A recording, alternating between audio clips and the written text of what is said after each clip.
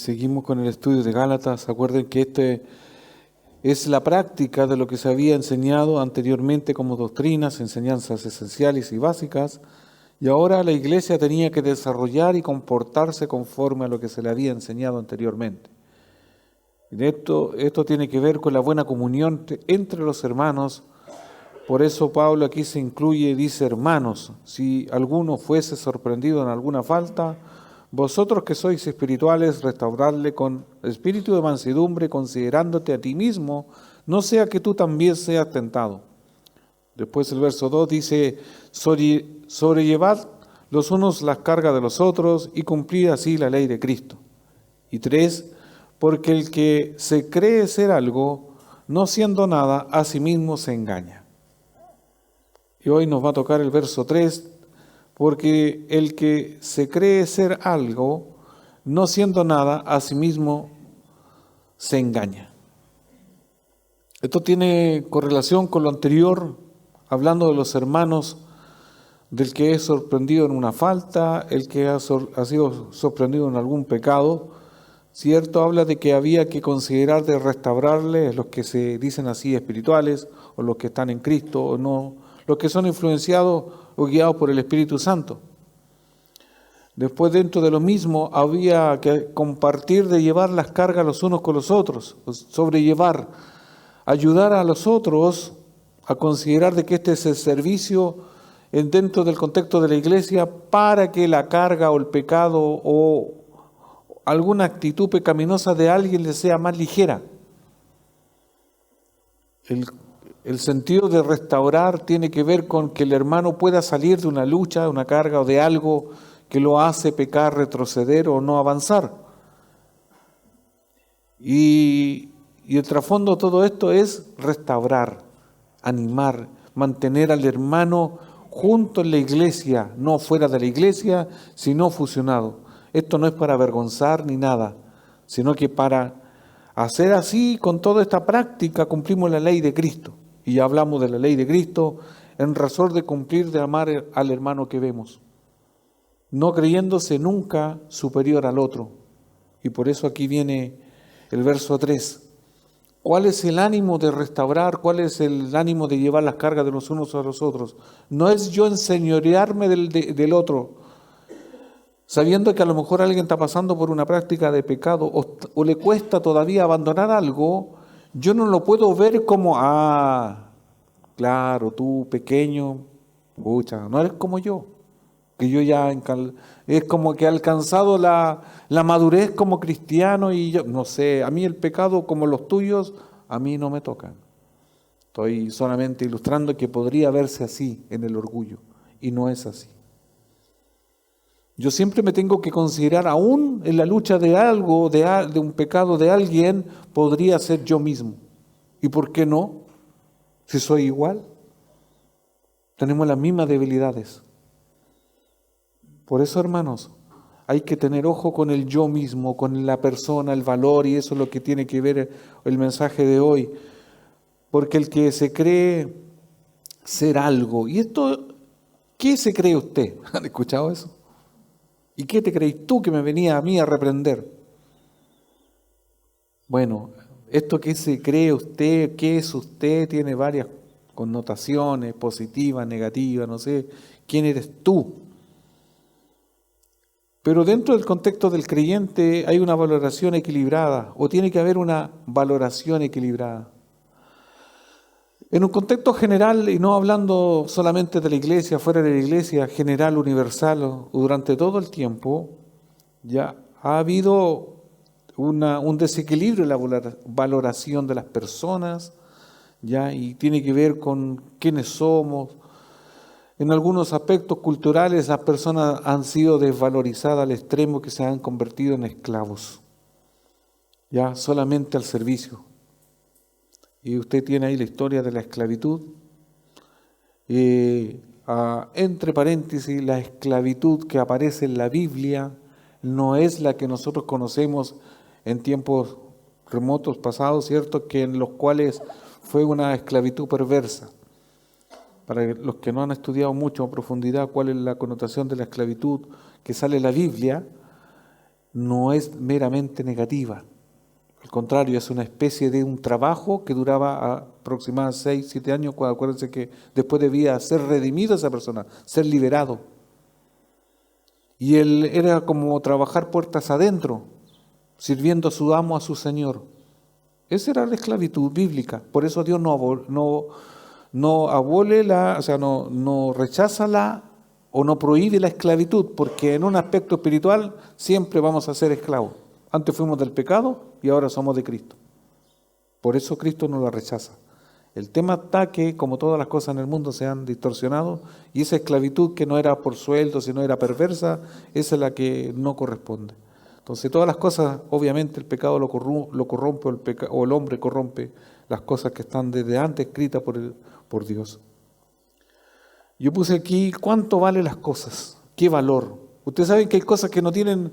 Hoy, si hablamos en economía, podríamos decir la oferta, la demanda, cómo se suben los precios cuando escasea algo. En el tiempo de la pandemia, acuérdense que las mascarillas que no costaban, no sé, ni 100 pesos, llegaron a costar mucho dinero. Por ejemplo, de la mala valoración, o una buena valoración, no sé, o una valoración equilibrada. Usted puede amar mucho su cuerpo, hasta ser un ídolo de él. Ya, por ejemplo, sobre cuidarlo, sobre embellecerlo, ya sobre adornarlo, sobre su cuerpo, sobre alimentarlo, sobre, no sé, es cuando algo rompe el equilibrio.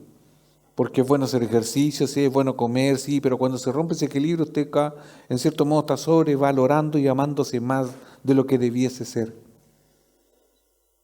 Entonces tiene que haber, es bueno hacer ejercicio, sí, pero vivir para el ejercicio, amar más eso ya descontrola todo. Adornarlo demasiado. Ustedes han visto en las redes sociales estas personas que se hacen, que en sí no son feas, no sé, no tienen algo y se hacen tanta cirugía que al final se distorsionan y pasan al otro extremo. Al otro extremo, ¿por qué? Porque ellos están sobrevalorizando su ser y aún quieren verse perfectos y al final caen en errores que son irreversibles. Usted puede amar mucho a alguien como una persona. Usted puede amar y valorizar mucho a una persona, un hijo, un esposo, un cónyuge, a quien sea, ya, y sobredimensionar y valorizar ese amor hacia esa persona, y puede ser y transformarse en poco tiempo en un ídolo. Ya puede ser su esposa, su polola, su pololo, mire quien sea en cuanto al ámbito social de las personas, y dentro también de la iglesia puede ser una sobrevalorización. Es tenerlo acá, no, a mí querubín no me lo toca a nadie, y no sé, él puede hacer lo que sea, usted por sobre lo normal puede romper las leyes establecidas, etcétera, porque usted dice, no, si yo lo amo mucho. Y justifica todo, aún lo malo. Usted puede amar mucho el dinero, y por amar mucho el dinero, deja familia, deja iglesia, deja amigos, deja todo porque usted ama el dinero. Usted puede amar mucho su trabajo y por su trabajo se desgaste, no disfruta de lo que ha ganado, no sale con su familia, no se toma unas vacaciones, porque el trabajo, y se desgasta y al final se puede morir ya por puro trabajar en exceso. Ya es una sobrevalorización. Usted puede amar mucho una tendencia política, morir por una ideología, inclusive por una religión. Hay muchos que mueren por una religión y una religión que no le va a llevar al cielo, sino que lo va a llevar al infierno. ¿Cuántos mueren los musulmanes? Acuérdense que hay divisiones entre ellos mismos, que quieren llevar el Islam a lo radical y mueren por Alá. Y supuestamente es un honor morir por él. Pero resulta que no es así. Entonces dan su vida por una religión. Y nos damos nuestra vida, nuestro tiempo, nuestro ser por tener una buena relación con Dios. Ese es el punto. ¿Cuánto yo amo tener una buena relación con mi Dios? Con un Dios que me llamó, que me está llamando, que me puede llamar, no lo sé. Pero ¿cuánto yo tengo una buena relación? Usted y yo podemos llegar a amar tanto a algunos, ya. Algunos se aman tanto que están tratando todo el tiempo de llamar la atención. Siempre están hablando de sí mismos, de sus logros. Esa es como la consecuencia, como el resultado de ver y observar que algunos están tan ensimismados, tanto se aman o tanto ama algo, que es lo mismo como dice la Biblia, de la abundancia del corazón habla la boca. Están tan llenos de algo y le dan y le dan y le dan. Si usted ama mucho a Cristo, ¿de quién va a hablar? De Cristo. Mire qué simple. No tanto de la religión en sí, sino de la relación con Cristo. No tanto de teología, sino de lo que conoce, de lo que Dios le ha hecho en su vida y qué es para usted Cristo. Ni hablar de las personas y los personajes de las redes sociales, que se aman mucho, aman la fama, la popularidad. Y aún así eso usted ve que sus vidas no llegan a la plenitud. Por eso en contraste con esto de Gálatas, ¿cuál es el verdadero amor? ¿Cuál es el sentido? ¿Cuál es la valoración correcta que debemos tener? ¿Dónde está nuestro lugar? ¿Dónde debe estar? Gálatas 6.3, versión NTV, yo leí la versión Reina Valera, ahora voy a leer la versión NTV y dice así: si tú te crees demasiado importante para ayudar a alguien, solo te engañas a ti mismo, no eres tan importante. Pero si yo no soy importante, a lo mejor todos vamos a decir, yo no soy tan importante, no salgo ni en las redes sociales, ni en un canal de televisión, no salgo a ninguna parte. A lo mejor, con suerte mi mamá me hace así en la cabeza, mi papá, no le importa a nadie parece. Y ahí están como el equilibrio, qué tan importante soy, qué tanto... ¿Y a qué se está refiriendo aquí? ¿A qué importancia? A los Gálatas se le está diciendo que una de las maneras de practicar es que tener una verdadera valorización, es tener claro quiénes son los Gálatas. Primero vamos a apuntar a ellos porque de a ellos fue enviada esta carta. Como dice, si te crees demasiado importante para ayudar a alguien, como dice la otra versión, con contraste dice, porque el que se cree ser algo. Hay algunos que obviamente en este tema de acá, de Gálatas, se creían superiores a otros. Y el que se cree superior a otro porque se está autovalorando demasiado y se puede sentir que él no es digno de hacer tal cosa, tal labor o tal sentido de, en lo anteriormente hablando, de restaurar a otro, llevar la carga de otro porque él es muy importante. En un plano general todos somos importantes, pero cuando yo me autovaloro y me doy un valor que no es así, que yo me inflo por decir en mí mismo, esa no es la valoración correcta. Entonces el llamado de Pablo a estos de que tengan un control, un equilibrio en quiénes son ellos, quiénes son en Cristo. Por eso dice, si te crees demasiado importante para ayudar a alguien, solo te engañas a ti mismo, no eres tan importante. Si uno lo lee a secas este versículo, dice, entonces ¿no le importamos a Dios? No, si no está diciendo eso. Sino que sin Dios concentrado en uno mismo, claro, nos creemos de todo. ¿Acaso no es loable decir, mire, yo hice el aseo como nunca este periodo de aseo? O yo hice tal cosa como... Sí, es bueno valorarlo y lo podemos valorar eso. Porque eso también es bueno. Pero ¿cuál es el punto? ¿Cuál es lo que está en mi corazón? ¿Por qué lo hice? ¿Para qué lo hice? Porque hacer bien las cosas estimula a otros para que también lo hagan bien. O para estimular en la fe a otros. Pero cuando el deseo interno del corazón es para que yo sea valorizado, reconocido solamente por los hombres, estamos mal. La falta de amor y también el amor orientado a uno mismo produce situaciones equivocadas. Vuelvo a leer. La falta de amor y el amor orientado a uno mismo, o sea, El mucho y el poco, o el nada, hacia uno mismo produce situaciones equivocadas.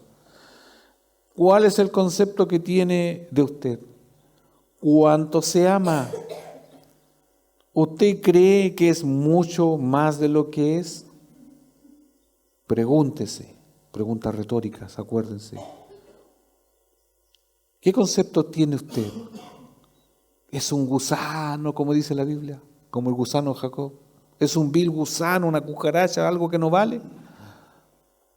En un ámbito sí, en la justicia sí. Pero Dios nos ha dado otro valor.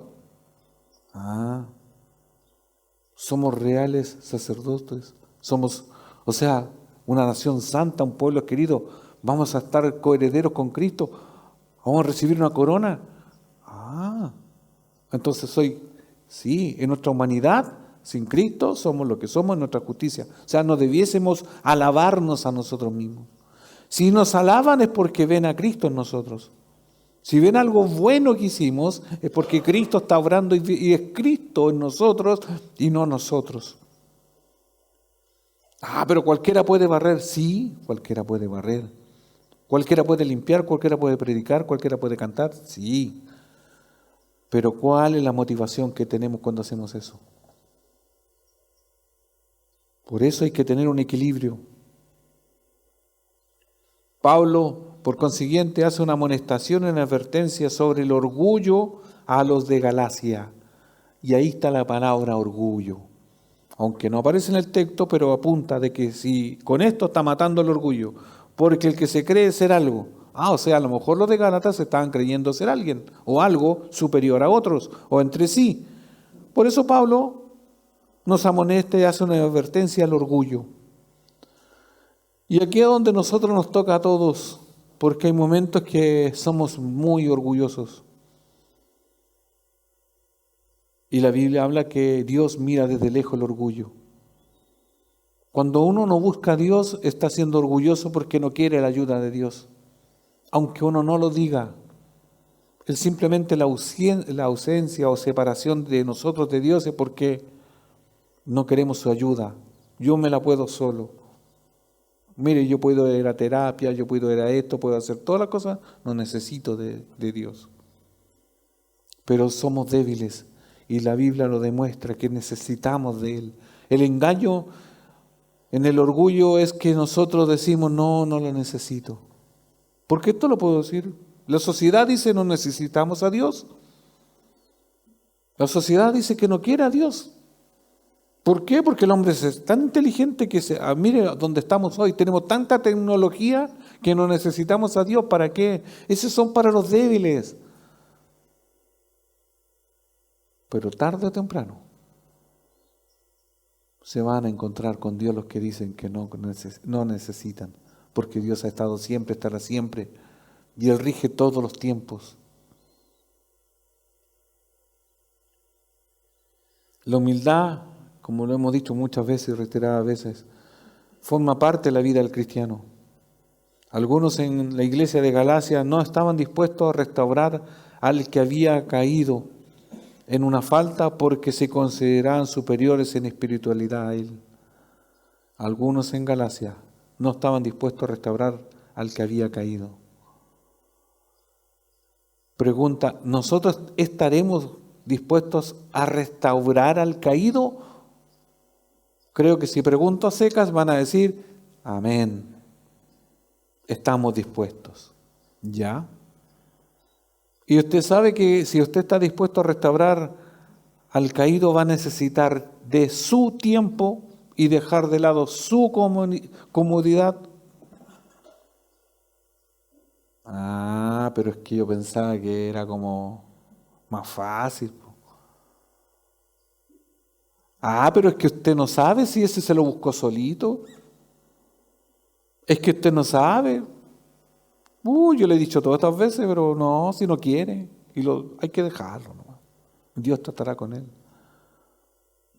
Por eso la pregunta, ¿estamos dispuestos a restaurar al caído? ¿O yo me creo que soy superior y no voy a caer nunca en un pecado como el que cae? Y yo soy superior, soy impecable, jamás voy a caer. Y por eso miro a los demás para abajo, inferiores a mí. Esa no es la mirada del creyente. Esa no es humildad. Además, yo hablo de y publico todo lo mal que hacen mis hermanos. Como que si yo no tuviese nada. Como que si de mí nadie pudiese hablar porque yo soy inmaculado y no peco. Y no es así. Todos tenemos debilidades, todos tenemos luchas. ¿Cuán avergonzados estaríamos en este segundo, en este tiempo, si nuestros pensamientos, lo profundo del corazón fuera visto así en palabras y que todos nos viésemos? Quedaríamos todos avergonzados. Porque hay cosas que pasan por nuestra mente que ni siquiera nosotros a veces las queremos que estén ahí, aparecen. Hay un ejemplo de superioridad y de exceso de confianza en sí mismo. Está en Mateo 26, 33 a 35. Aquí yo voy a usar una ilustración que está en la Biblia, que es del publicano, el fariseo y de Pedro. Para que se hagan una idea, los que han escuchado la historia de Pedro van a familiarizarse sobre él, ¿ya? ¿Qué tiene que ver esto? Porque alguno podría decir, ¿qué tiene que ver Pedro con los Gálatas? Es que lo voy a usar como una ilustración. ¿En qué sentido? A cómo uno se puede comportar. Porque el que se cree ser algo, el que está arriba, el que se fanfarronea, ¿ya? El que se cree un cristiano de élite, un cristiano por decir famoso, famosillo, que ve a todos los demás y le ve en todos los demás un error y no ve los suyos. Ese no es humilde. Porque yo les digo, lo malo es tan fácil verlo. Hablando de los demás. Pero mi maldad, lo mío, no, ahí déjenme ahí. No se metan ahí, déjenme. Mateo 26, 33 al 35. Aquí está un ejemplo de confianza, de orgullo, de superioridad. Versión NTV dice, Pedro declaró, aunque todos te abandonen, yo jamás te abandonaré.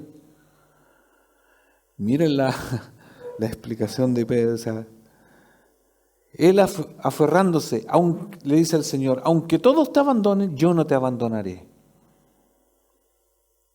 ¿Cuántas veces hemos hecho esta afirmación? Te lo juro, yo contigo, yo hasta morir estaré contigo. ¿O no? No, yo soy de verdad, yo esto, lo otro. Jesús respondió, ¿te digo la verdad, Pedro? Pedro mirando el corazón. Mira, Pedro, te digo la verdad. Esta misma noche, antes de que cante el gallo, ojo, antes que cante el gallo, no cuando canta el gallo 3 veces, porque cambiamos el texto. Algunos lo citan, antes que cante el gallo 3 veces, no, antes que cante el gallo, negarás 3 veces que me conoces. Y replica el exceso de valorización que tenía Pedro en él. Este Pedro que había caminado sobre el agua, ¿se acuerdan? O sea, un hombre de fe, pues Pedro tenía fe. Caminó sobre el agua. Pedro que dijo, cuando le pregunta a Jesús, ¿quién dice que son? Tú eres el Hijo de Dios. Pedro le asuntaba. Cuando tenía que ser certero, era certero. El Pedro, exceso de confianza espiritual a otro nivel. Sí, un poco impulsivo, pero Pedro sí amaba a Dios. Sí, pues lo conocía. Sí. Pero Pedro tenía que pasar un proceso de prueba en cuanto a su orgullo. Y Pedro en el 37, no, insistió Pedro, aunque tenga que morir contigo, jamás te negaré. Y ahí se suma al grupo. Miren cómo a veces el exceso del orgullo, cómo estimula a los demás. Miren, cuando hay algo pecaminoso, generalmente se hace un grupo de pecaminosos. No estoy con esto diciendo que no tengan grupo, porque si no vamos a ser todos pecaminosos. No, pero a veces en ciertas conductas facilito abanderarnos con alguien y estar del lado de uno y del otro. Y acuérdense que ya hablamos de esto, de los pleitos, la disensión y todo lo demás. Es como cuando uno se pone de este bando y del otro bando. Y al final se divide la iglesia. Y aquí los demás, dice, discípulos juraron lo mismo. O sea, todos los discípulos, aunque tengan que morir, todos iban a morir con Cristo. Mire qué falsos. Hermanos, esa conducta de exceso de confianza nos puede hacer pecar. Es cuando nosotros tenemos un exceso de confianza en nosotros mismos o en los demás. Por eso lo venía diciendo, no en Cristo. Cuando yo confío en la persona que tengo a mi lado, no estoy hablando de desconfianza común y silvestre, estoy hablando de sobrevalorar.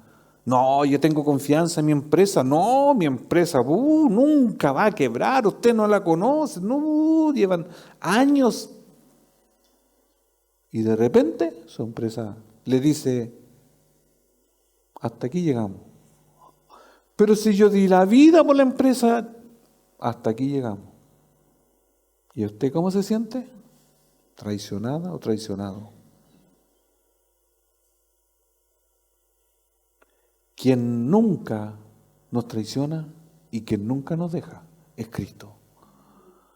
Por eso la valorización importante y adecuada es siempre en Cristo. Es el único valor y a quien debemos admirar y valorar es a Cristo, no lo demás. Todo está por debajo. Y no estoy hablando de una desconfianza, porque así sería, no me subo a un colectivo porque va a chocar o porque no creyen. No se trata de eso. Se trata de lo que está en mi corazón. Porque a veces nuestras relaciones de amistad, su mejor amiga y su mejor amigo lo va a traicionar.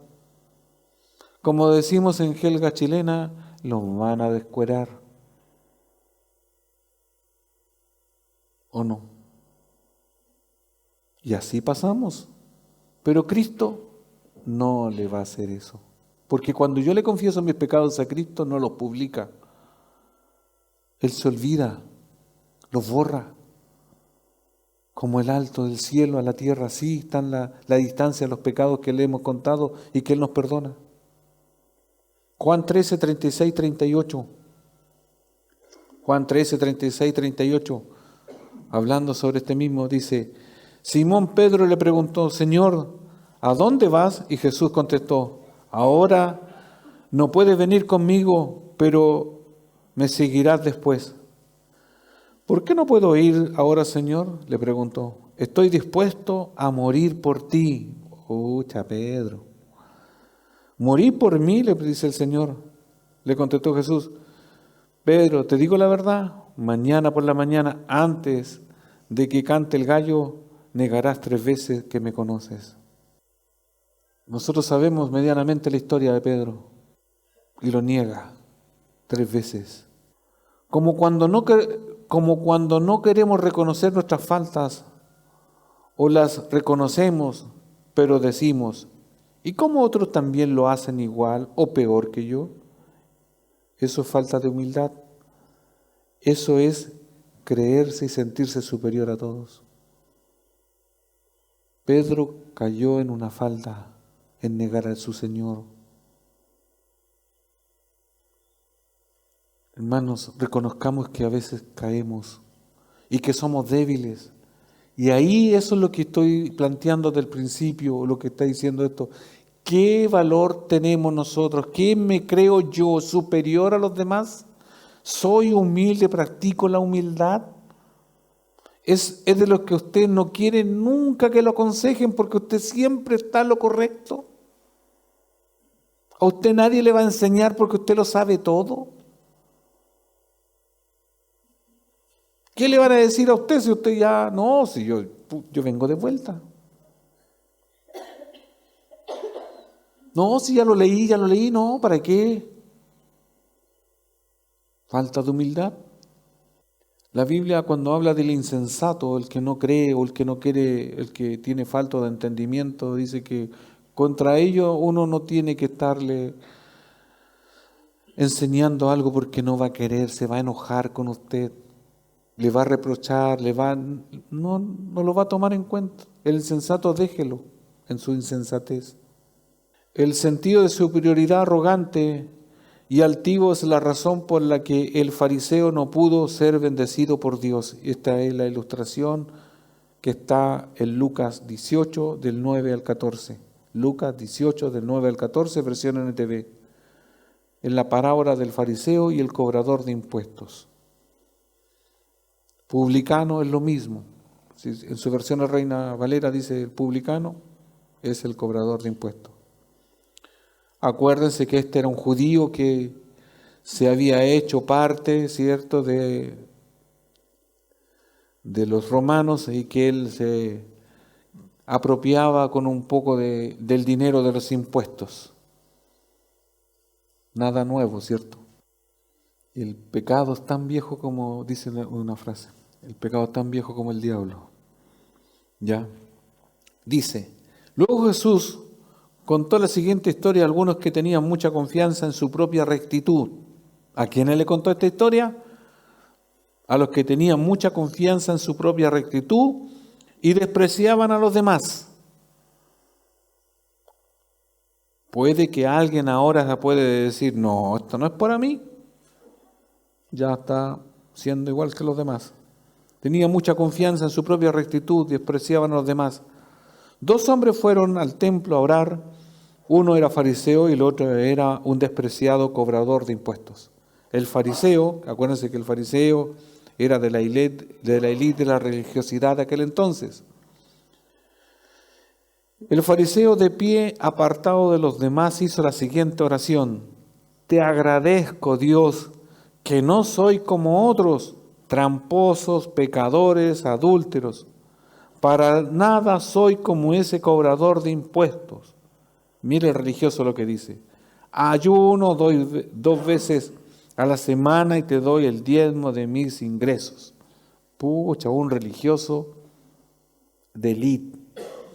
Yo me porto bien, yo vengo todas las reuniones a la iglesia, oro, doy no diezmo, pero ofrendo, hago todas las cosas que la iglesia demanda. Soy muy buena persona. ¿Se parece a alguien esto si yo lo estoy parafraseando, no? No, yo hago de todo. Yo soy buena persona. Algo en lo religioso hago de todo. Antes que el pastor me exhorte, yo ya le digo, sí, estoy leyendo mi Biblia. Porque sé que me va a preguntar eso. En cambio, el cobrador de impuestos se quedó a la distancia y ni siquiera se atrevía a levantar la mirada al cielo mientras oraba, sino que golpeó su pecho en señal de dolor mientras decía, oh Dios, ten compasión de mí porque soy un pecador. Les digo que fue este pecador y no el fariseo quien regresó a su casa justificado delante de Dios. Pues los que se exaltan a sí mismos serán humillados y los que se humillan serán exaltados. En un sentido, mientras más hablen mal de usted, porque usted a lo mejor es una pecadora, un pecador,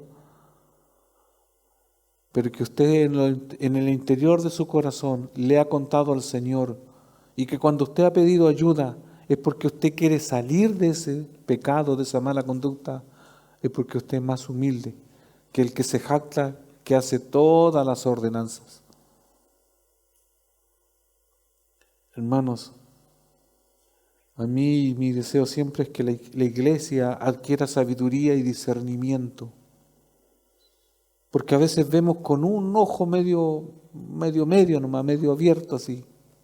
Y ven algunas cosas, o algunos le hacen ver algunas cosas, y usted no tiene todo el panorama. Entonces tiene a los buenos hermanos por buenos hermanos y a los malos hermanos porque usted le dijeron que tenía que ser mal hermano. Y no es siempre así. Si al final en la iglesia no hay nadie bueno, ¿Estamos despreciando? No. Sin Cristo ninguno tiene valor, pero en Cristo todos valemos. Mire con los ojos de Cristo. El que peca tiene que ser mirado con ojos de misericordia, porque ya lo vimos anteriormente. Yo no puedo criticar ni hablar mal del que a lo mejor está pasando por una tristeza, por algo, porque yo no sé lo que está en su corazón. Tengo que tener el sentido de ayudar, aunque sea simplemente acompañar, llorar, orar por él. No reprenderle, no decirle, viste, yo te dije. No es la manera. El espíritu altivo o la violación, o sea, valoración equivocada, es la que puede destruir a la iglesia.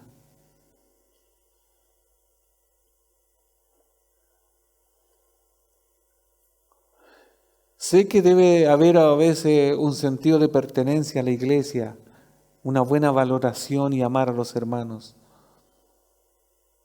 Pero la mala valoración, creerse que nosotros somos los mejores.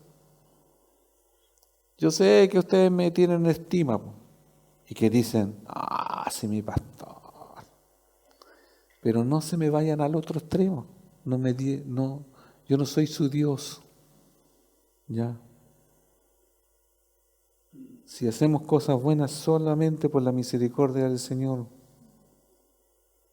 Porque cuando sacamos del trono ya a Dios y ponemos al pastor o un líder de la iglesia, después que dicen, lo voy a decir más vulgar, me le cayó, más coloquial, me le cayó al pastor. No, yo no me caí, siempre he estado en el mismo lugar. Usted subió a alguien. Cuando una persona a usted le defrauda, usted fue el culpable que lo elevó.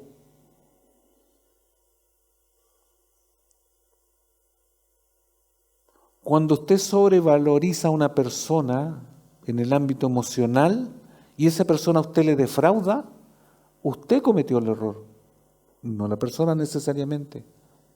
Si una persona que usted estimaba mucho, pero mucho, y le confió todas las cosas, y esa persona un día violó toda esa confiabilidad que tenía que tener, es porque usted lo elevó, usted le entregó su confianza. No es tampoco que seamos desconfiados todos de todo, pero hay que tener también una responsabilidad en nosotros mismos. Esa es la humildad en nosotros.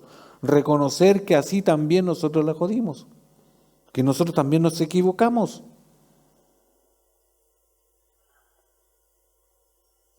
Porque a veces nuestras decisiones no son de la mejor. El ejemplo de esto de la iglesia, Apocalipsis 3, versículo 17, la iglesia de la Odisea. ¿Cómo llegó esta iglesia a tener un concepto de orgullo en sí misma? Y el Señor la reprende, dice en el verso 17, porque tú dices, yo soy rico y me he enriquecido y de ninguna cosa tengo necesidad. ¿No sabes que tú eres un desventurado, miserable, pobre, ciego y desnudo? Aquí refiriéndose a una comunidad de iglesia que habían llegado a un punto donde ellos tenían de todo en cuanto a la riqueza.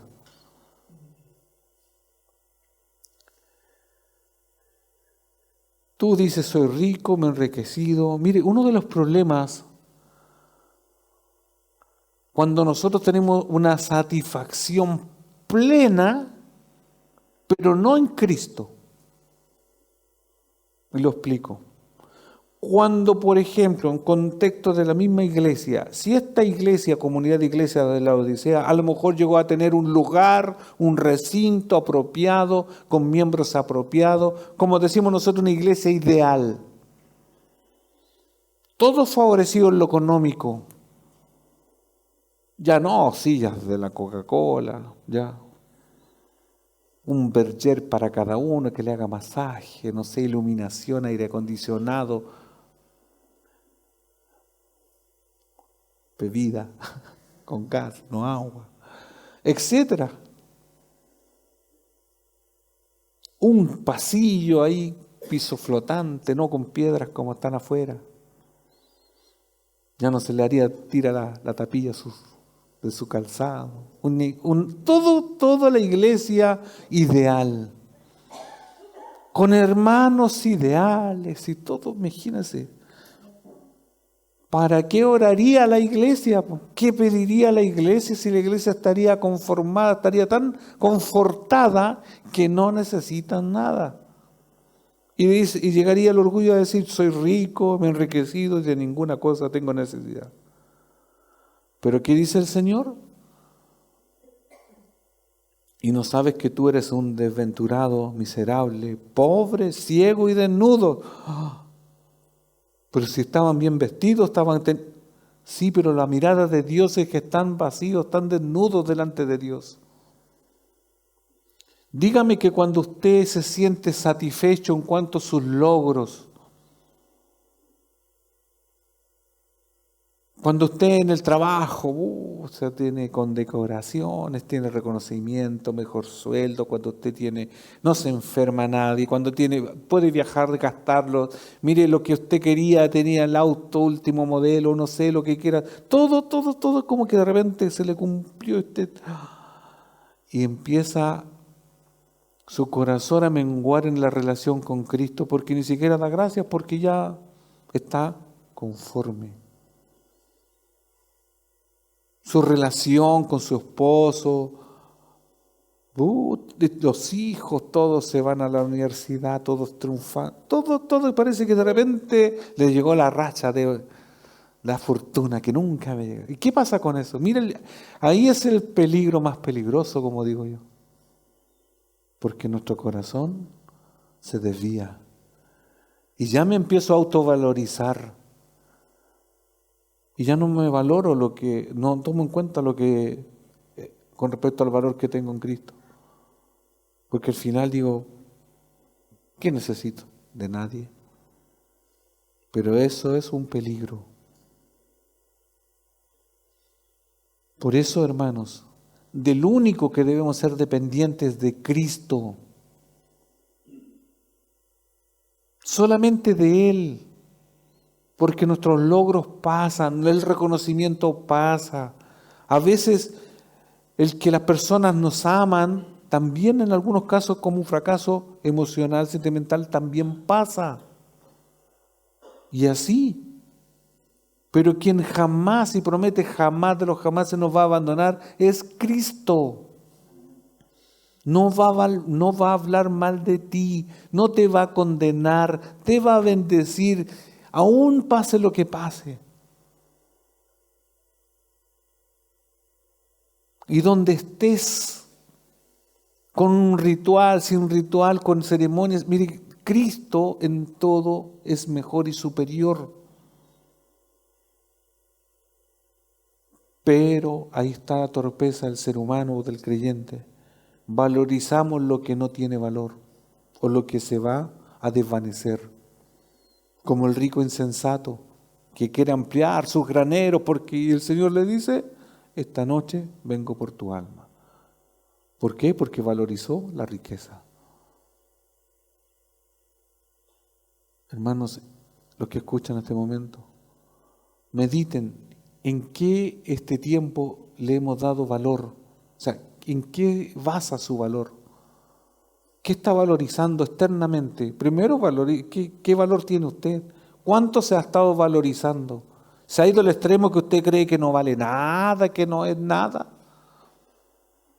¿O se tiene tan valorizado que usted es superior y que a lo mejor no debiese ni siquiera estar escuchando este sermón porque usted ya lo sabe? ¿Y qué me vienen a enseñar a mí? ¿Qué valor tiene? ¿Y cómo valoriza a los demás, lo externo? ¿Qué valor le tiene a sus hijos, a su familia? ¿Valoriza a su familia? ¿Valoriza a los que tiene a su lado? Porque puede que usted no valorice o valorice en extremo. Puede tener la familia tan desvalorizada que usted no se junta porque no, son así. O lo sobrevalora. ¿Dónde está el equilibrio?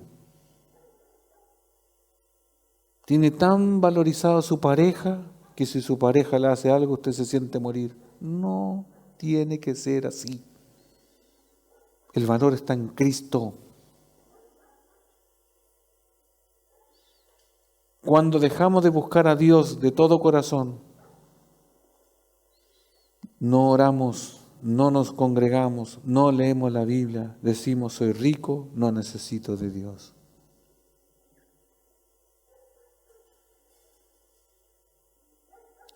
El poder espiritual viene en la medida de la pequeñez del creyente. Vuelvo a leer. El poder espiritual viene de la medida de la pequeñez del creyente. Entre más nos consideramos pequeños,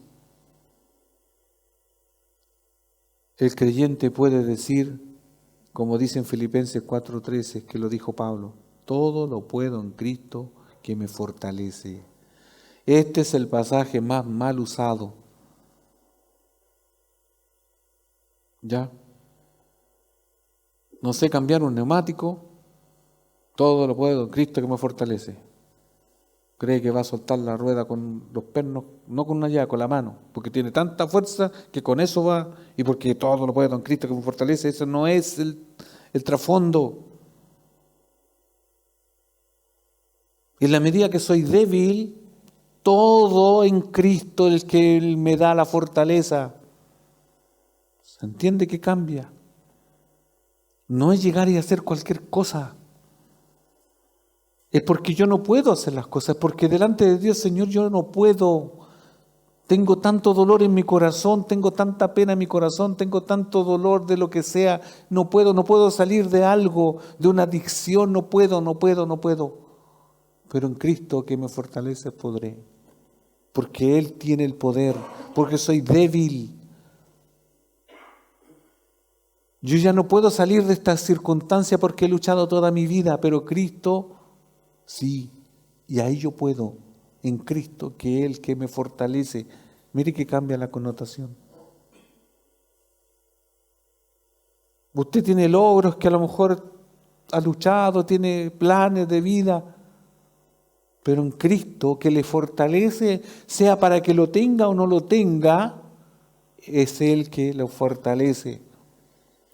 Me refiero porque en Cristo los resultados no pueden ser los mismos que yo quiero, pero siempre va a haber algo mejor. Por eso, hermanos, volvamos a la valoración correcta como empecé al inicio en Romanos 12:3, la verdadera, la mejor valorización en la que la Biblia nos da a nosotros. Acuérdense que en un aspecto de la justificación del hombre, nosotros no somos nada.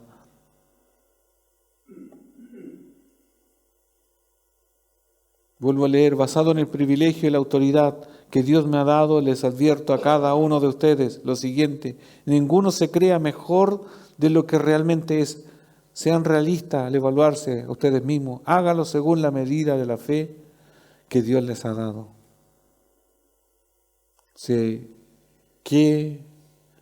¿Dónde estamos nosotros? Porque el que cree ser algo, no siendo nada. Y ahí estamos nosotros. Nos creemos mucho a veces. O nos creemos muy poco. Obvio. Por eso le estoy diciendo, tenga un equilibrio. Por ejemplo, créase que Dios a usted le está llamando y que Dios es el que le llama, créase de eso. Jáctese de eso. Porque usted no debería ser llamado por la maldad de su corazón.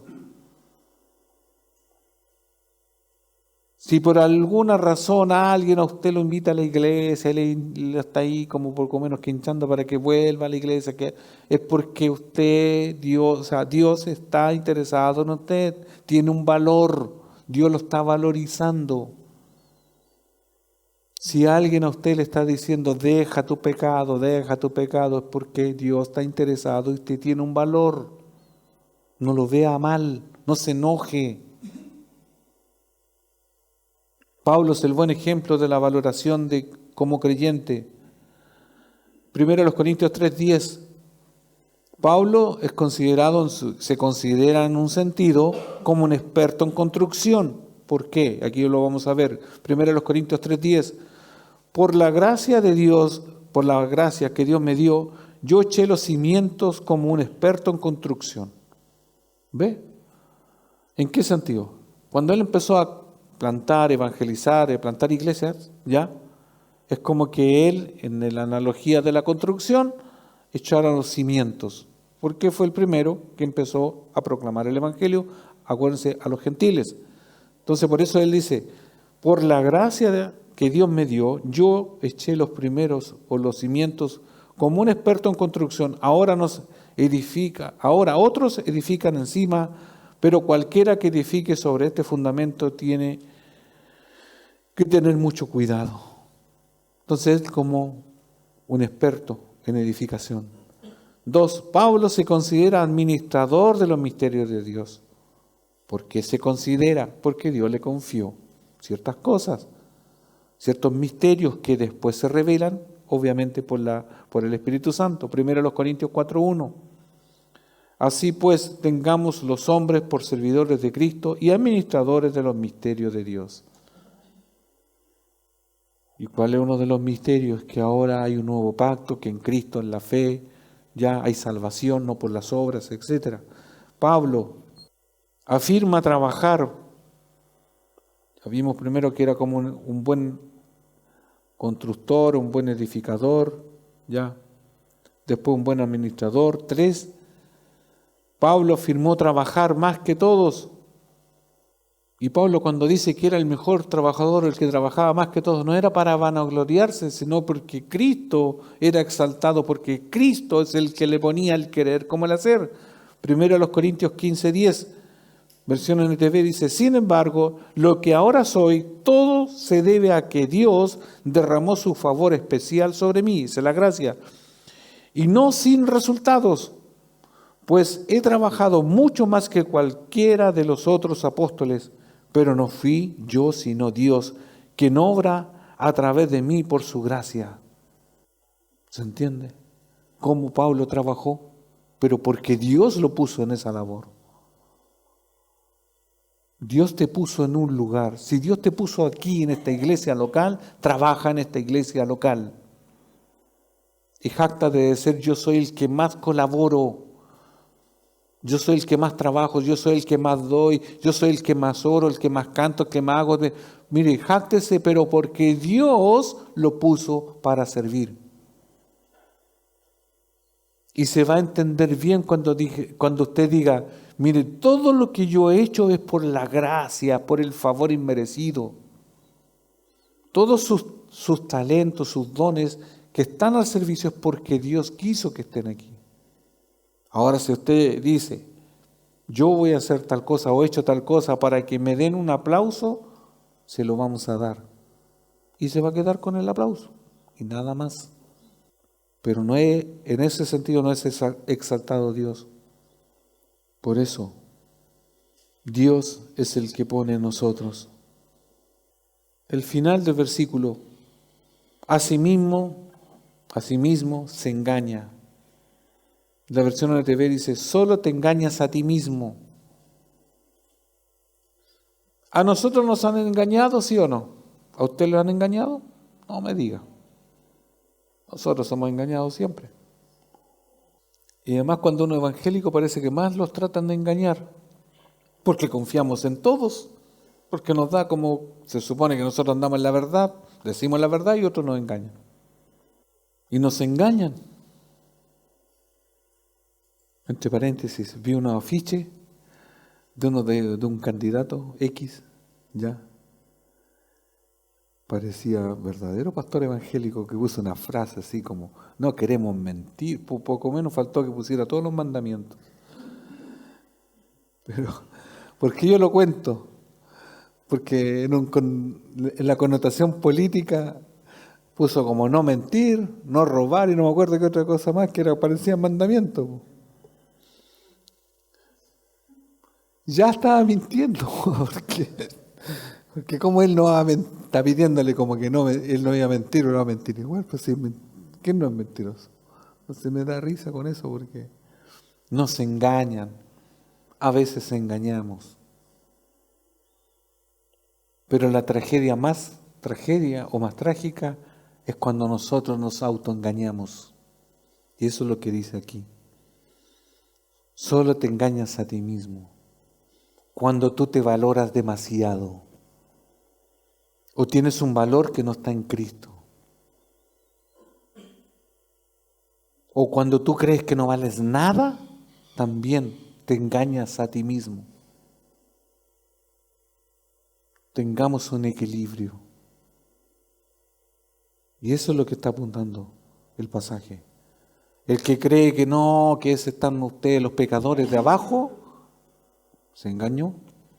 El que está tan abajo que dice, no, que yo soy tan, mire, soy tan malo que cuando yo deje de decir grosería, cuando ya no fome, cuando no robe, ahí recién voy a ir a la iglesia. Es otro extremo. Es que todavía me porto malas, me curo, no sé, lo que sea. No, ¿qué voy a ir? No, la iglesia es un puro santos nomás. No nos engañemos, no se autoengañe, porque entre nosotros nos podemos engañar. Considérese más de lo que es, o sea, considerarse más de lo que es, trae una consecuencia. Engaña su propia mente, es decir, se engaña a sí mismo. La connotación que tiene esto es extraviar su propia mente.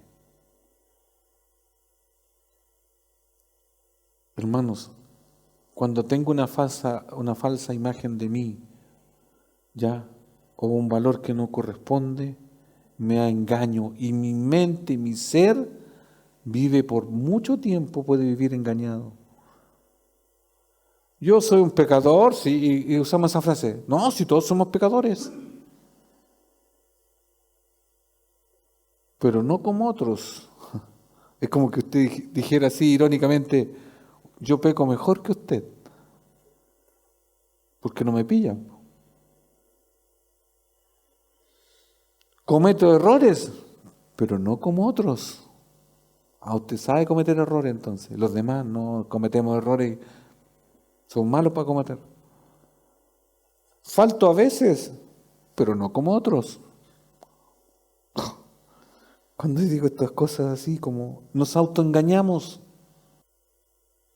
Esos privilegios que le dan a los otros, me los deberían dar a mí. Autoengaño. ¿Por qué a ti? Es que yo soy mejor, po. ¿O no? Cumplo todo. ¿Qué cumple todo? Si no se trata de cumplir, se trata de que son deberes, son cosas que tenemos que hacer. ¿Se entiende? El que yo le exija y les pida que lleguen al horario es simplemente algo básico. El que yo les digo, y a veces poco menos que ruego, estén leyendo su Biblia, ¿es algo extra, digo, no sé, sacado de dónde, una exigencia? No, es algo natural, porque no solo de pan vivirá el hombre, sino de toda palabra que sale de la boca de Dios. ¿Se entiende? Es para que usted se alimente, nada más. Es como preguntarle, ¿usted se alimentó hoy, sí o no? ¿Tomó desayuno? ¿Va a almorzar? ¿Va a tomar once? Es tan simple como eso. Y como que diga, no, no me quiero alimentar. O se está alimentando de lo que no es alimento. Dicho todo eso, no nos vamos a quedar aquí porque si no sería medio desazonado decir, pucha, que me he valorado mal, no sé. Y vamos a hablar un poco cómo Dios restaura a este Pedro que estaba confiado en sí mismo que no iba a negar al Señor y lo negó 3 veces. Juan 21, 15, Juan 21, y del 15 al 17. Juan 21, versículo 15 al 17. Leo, dice, después del desayuno Jesús le preguntó a Simón Pedro. Acuérdense que este es el primer diálogo que tiene después de la resurrección, después de la negación, ya el Señor Jesús con Pedro. Ya habían comido, habían tomado desayuno. Y dice, Simón, hijo de Juan, ¿me amas más que estos? ¿Me amas? La connotación que tiene en la primera pregunta, ¿me amas más que estos? ¿Me amo más que ellos o más que aquellas cosas? En un detalle en cuanto a esta pregunta, Jesús le está preguntando, ¿dónde está tu corazón? ¿Dónde estaba tu corazón cuando tú me negaste? ¿Ya? Porque esta es la restauración. Cuando Pedro dijo, yo puedo morir por ti, yo jamás te voy a negar, yo nunca te voy a traicionar, ¿ya? Pedro estaba amándose a sí mismo y tenía su confianza puesta en él. ¿Se entiende? Esa es la confianza. Y no estaba amando a Jesús en ese sentido. Por eso le dice, ¿me ama más que estos o que estas cosas? Esa es la pregunta para usted. ¿Qué está amando más usted todo este tiempo? ¿A quién usted ha amado más? Y aquí el contraste siempre es Cristo. ¿Usted está amando o ha amado a una persona más que a Cristo?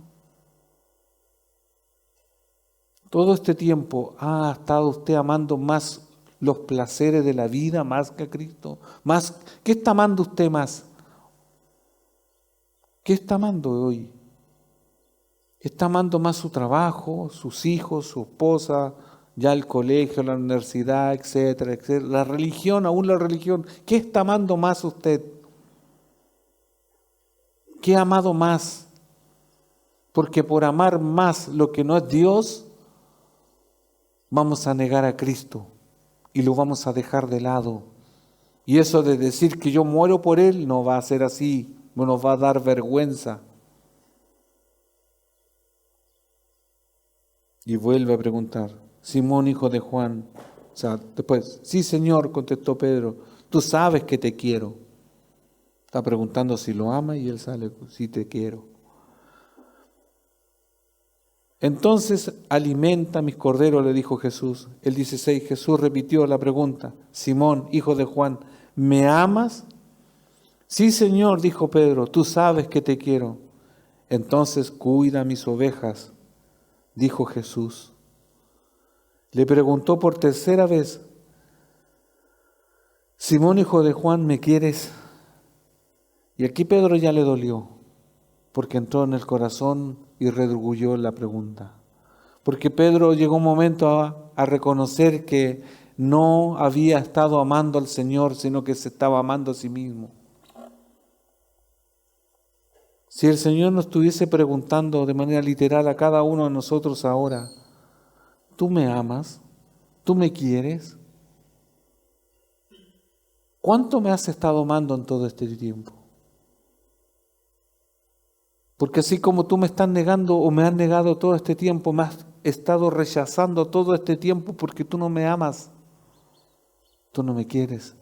A lo mejor te simpatizo porque has escuchado de mí, pero realmente no me amas y ni siquiera me quieres. Tienes una simpatía por mí. Cuando a Pedro le dolió, ya, es porque Pedro sabía que estaba amando menos a Cristo y que estaba amándose a Él, a las circunstancias. Hermanos, los que escuchamos, que esto de vuelta en nuestro corazón, ¿cuánto amo a Cristo? ¿Cuánto dedico tiempo a Él? Porque sé que lo que estoy amando ahora, que no es Dios, me va a hacer daño o me ha hecho daño. Por eso tengo que volverme a Él. Y Él, así como a Pedro, le confía sus ovejas, ¿se da cuenta, no? Al que negó, por eso hablamos de la restauración. Cristo no está diciendo que no ames a tu trabajo, o le pongas empeño, o no le pongas sacrificio. No, ese es el punto. Es redirigir y valorar lo que tiene valor solamente Cristo. Cuando tú tengas que hacer algo, la motivación debe ser el Señor, tu Señor. Cuando te levantas, da gracias porque Él permitió estar vivo un día más. Si tienes que comer un plato humilde, pero dale gracias porque lo tienes. Porque si tienes un hogar humilde, da gracias porque lo tienes. Porque Él lo ha permitido. Porque Él nos ama. porque Él nos restaura, porque Él no nos juzga como debiésemos, no nos paga con mal como nosotros le pagamos a Él. Cuando nosotros nos sacamos de nuestro corazón y amamos otras cosas, cuando nos sobrevaloramos nosotros, cuando entra en el orgullo en nosotros, no es así. Cristo nos restaura. Por eso dice, a Pedro le dolió que Jesús le dijera por tercera vez, ¿me quieres? Le contestó, Señor, tú sabes todo, tú sabes que yo te quiero. Jesús le dijo entonces, alimenta mis ovejas. En otras palabras, sírveme, sígueme y no te sirvas a ti mismo ni a otros. ¿Se da cuenta cómo Cristo hace eso? Cómo Cristo de nuevo confía en Pedro que no lo va a traicionar de nuevo. Por eso le pregunta, ¿me amas? Y Dios nos da otra oportunidad y otra oportunidad y otra oportunidad. Eso es lo maravilloso.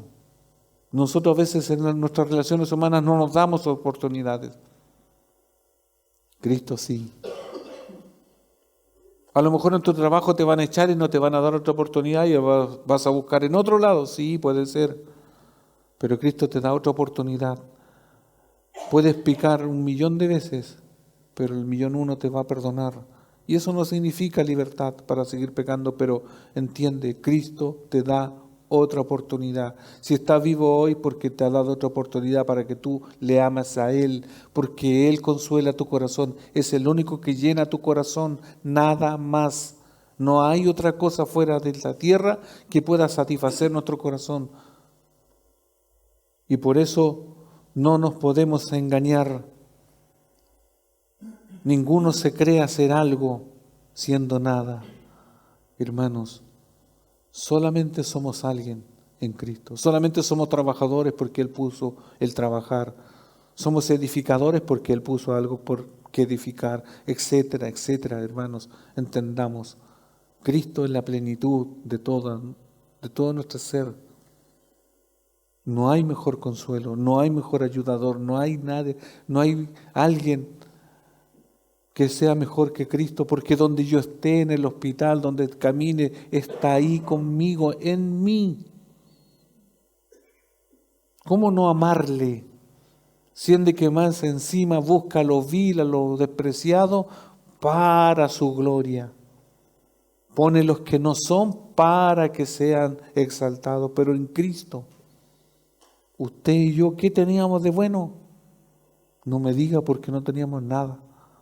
Y ahora lo bueno que parece que tenemos es porque Él está en nosotros. Póngase en pie y oremos. Señor, perdónenos. Aún de manera individual, como iglesia, porque es muy fácil, muy débil nuestro corazón. Podemos autosatisfacernos, podemos satisfacernos de cualquier cosa material. Perdónenos, Señor, porque Señor, nos enaltecemos siendo nada y solamente, Señor, es usted el que pone el valor en nuestra vida. Ayúdenos, Señor, a no distorsionar ese equilibrio y mantenernos en la verdadera posición que somos, no en lo muy bajo ni en lo muy alto, sino solamente en Cristo, porque para Él, para usted, Señor, hemos sido, Señor, llamados para su gloria, para que sea usted solamente el que sea exaltado. Gracias, Señor, por hablarnos y sobre todo hablar a nuestro corazón y corregirnos, animarnos. A usted sea la gloria y la honra, Señor, en el nombre único de Jesús. Amén.